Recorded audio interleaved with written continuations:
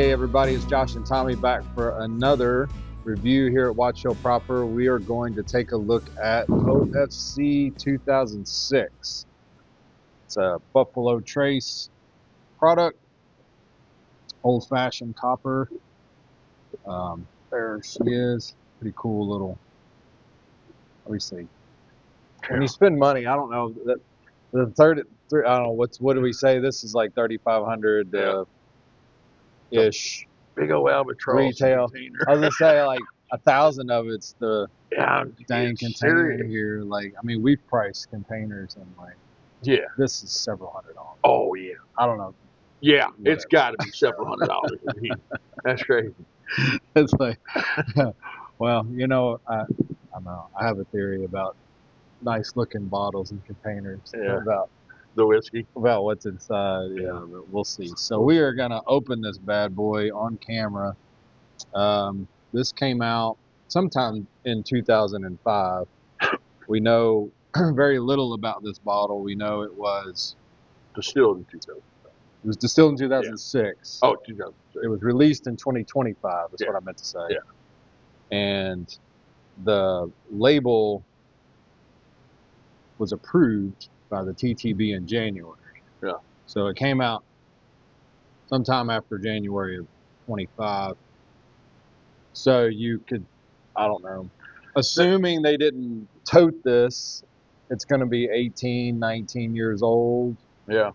There's not a lot of information on it. I don't know if we're the goofballs who are opening it up, because Yeah. there's not a lot to even, do comps on, or just to make sure your info's right, to find, just certain specs. I mean, I know a little bit about, the O.F.C releases, but I mean, as far as this one, couldn't find too much.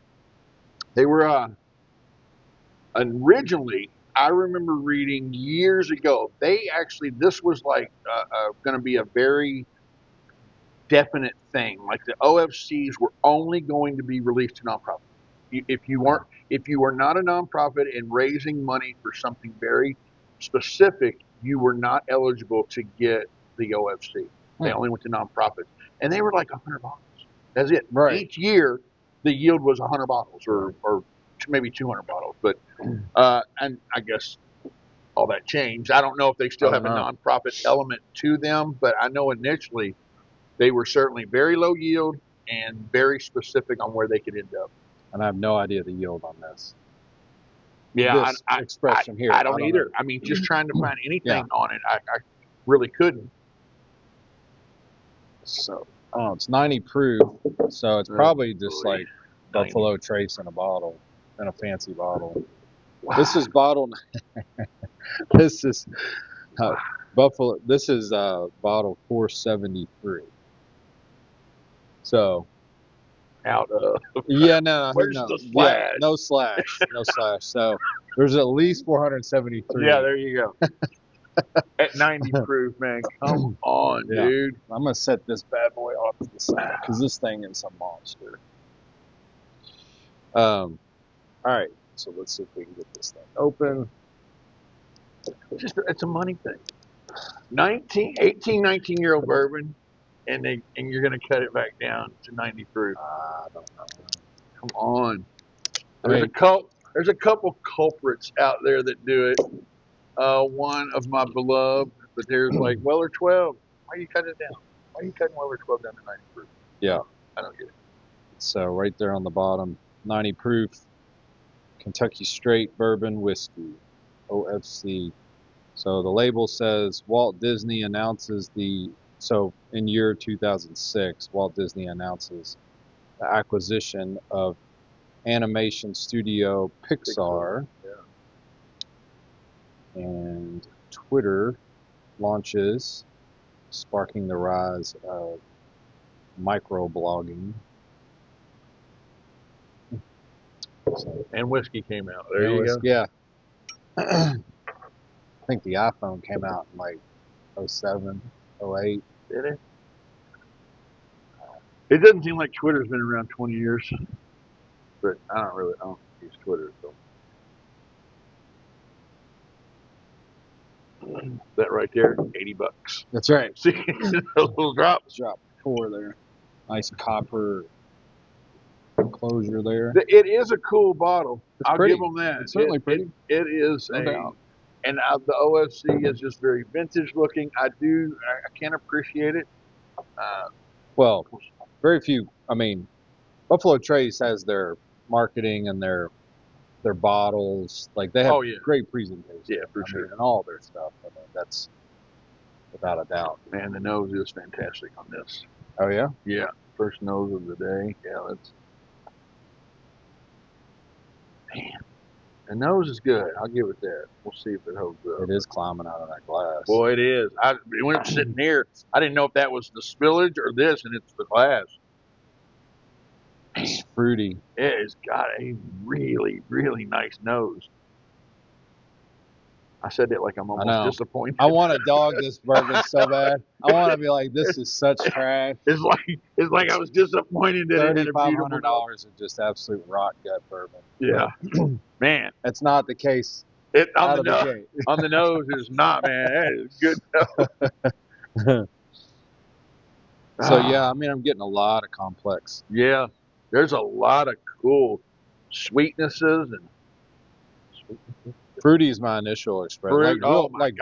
Bright fruits, real bright strawberries and yes, for sure, peaches and grapes and man, very nice. And then there's a little bit of sweetness, a little bit of vanilla brown sugar. Yeah, man, can't complain about the nose. Not at all. And for 90 proof, you can really get down in there. And not a lot of alcohol. I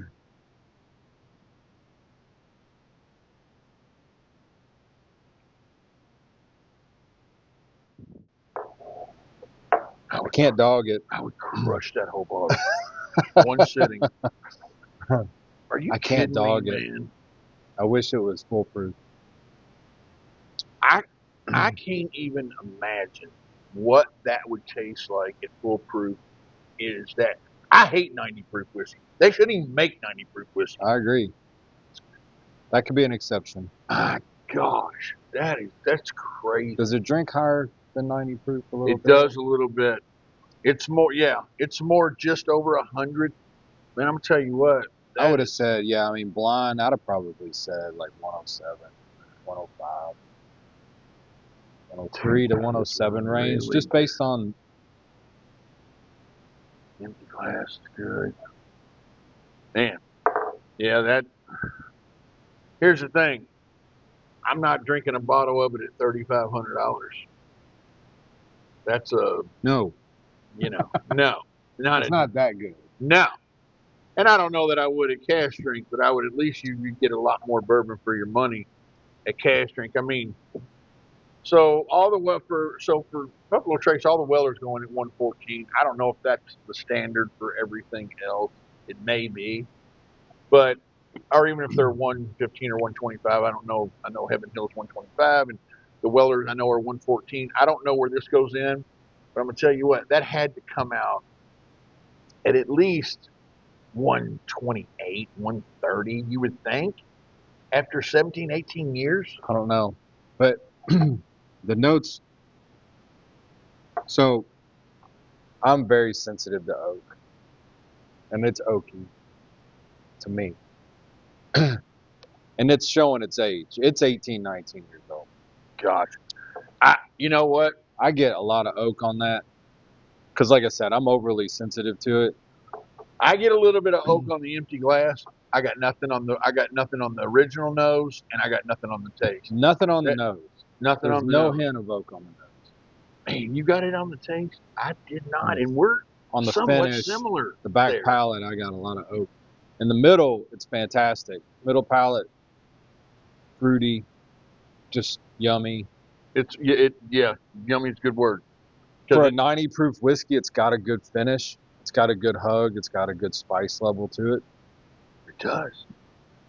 I think the nose is the winner, though. I think the nose is probably the winner. I mean, it did nothing to offend on the front, mid palate, and even the finish. But the nose, very few times will the nose win for me. I think it's an enhancer of when you go the nose, that's your initial, then you taste it, and you go back to the nose, and you're like, oh yeah, it all kind of works together. This one may win.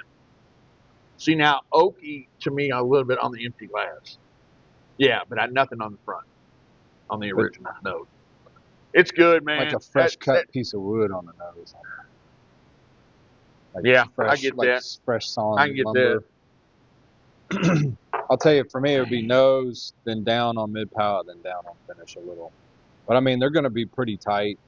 They're gonna be pretty tight for me too, because I don't think it ever turns for me.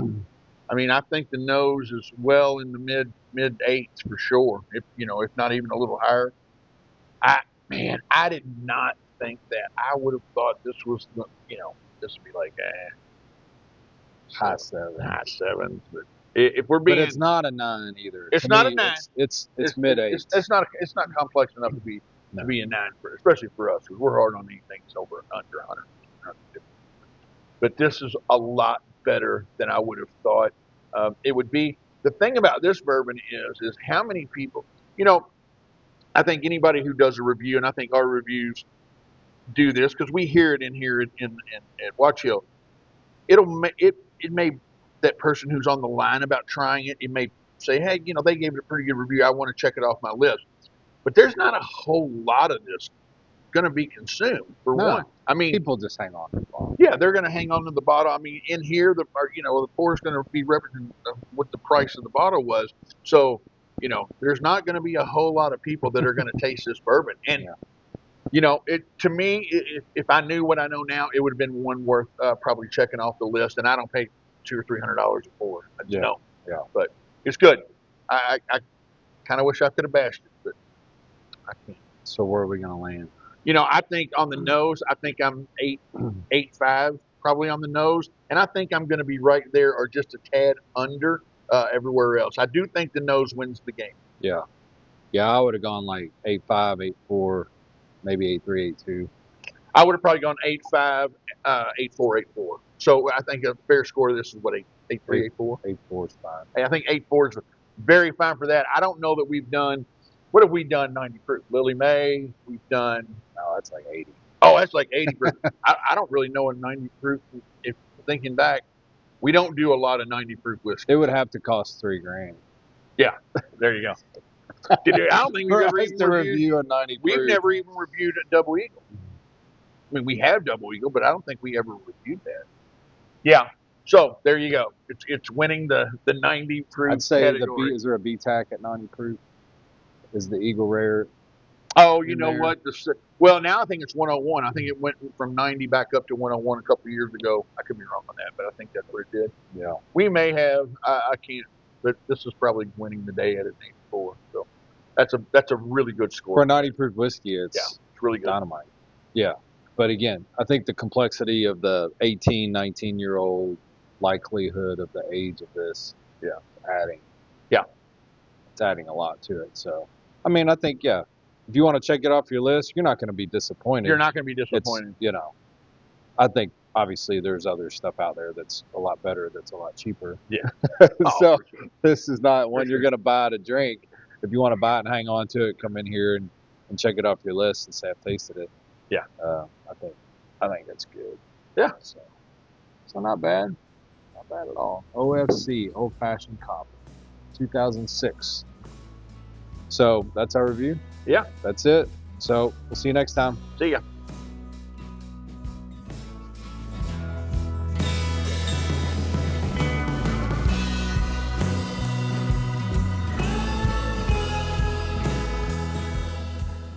Hey guys, I'm Tommy. This is Josh. We're the owners of Watch Hill Proper. We are the largest American whiskey bar in the world. We're located in Louisville, Kentucky. We'd love for you guys to come out and visit us. We offer, elevated cuisine, great cocktail list, and the wall is what people show up to see. Definitely can satisfy your palate from standpoint of whiskeys, different bourbons, different flights. You can make your own, but we have wines, cocktails. Michael Crouch is our chef. I was gonna say, amazing food. So we'd love to have you come out and visit. join us for dinner, join us for a tasting. Check us out on the website, watchhillproper.com. You can make reservations. You can see our events that we have on the calendar, and we'd love to have you.